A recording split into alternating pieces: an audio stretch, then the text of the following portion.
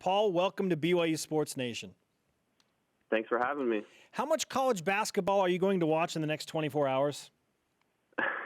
Well, if I wanted to, I could stay up all night, right? Yeah, baby. But probably a good portion, probably 8 or 9 hours. What factors go into the Basketball Power Index for those that are not aware of everything that's in the BPI?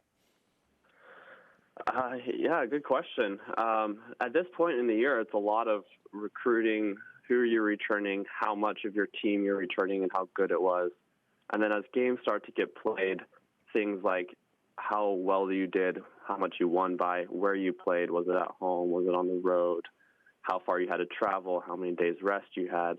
And even teams like BYU, when these California schools have to leave the confines of, 0 feet altitude and go up to Provo and face, the altitude difference, even that plays a part in how well or how hard it is for a team to play teams like BYU or Colorado in these high altitudes. So there's lots of different things that go into it. But mostly now it's the recruiting and things like that. Yeah, and there was a preseason Basketball Power Index from ESPN. Remind us where BYU is and then where Princeton is. Yeah, so Princeton's actually ahead of BYU right now. BYU's at 61, and Princeton, I think, was 40 in the 40s. So, it's definitely not an easy game that they're going to have tonight, but they do have the home court advantage. What do you think of the West Coast Conference and the chances that the WCC gets 3 teams into the NCAA tournament because of the power of St. Mary's and Gonzaga early on, and then BYU, who is hopefully going to emerge as a team that's worthy of making their trip to March Madness? Well, the chances are whatever the chances BYU has to get into the tournament. I think it's very likely that St. Mary's and Gonzaga will be there either at large or whether they get the auto bid from the conference.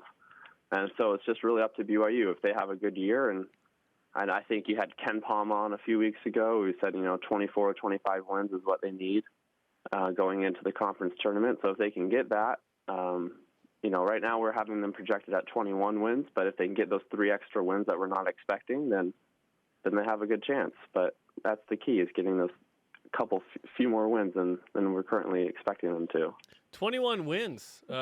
Maybe I have to take off the blue goggles to see the 21 there. But what goes into maybe 21 for BYU and not higher? Well, it's the fact that Gonzaga and St. Mary's are a really good team, both really good teams this year. And so they have to play both of them, at home and on the road. And then have a few hard non-conference games like Princeton tonight. They play Illinois in a couple weeks, and they have to play USC. So those are all hard games.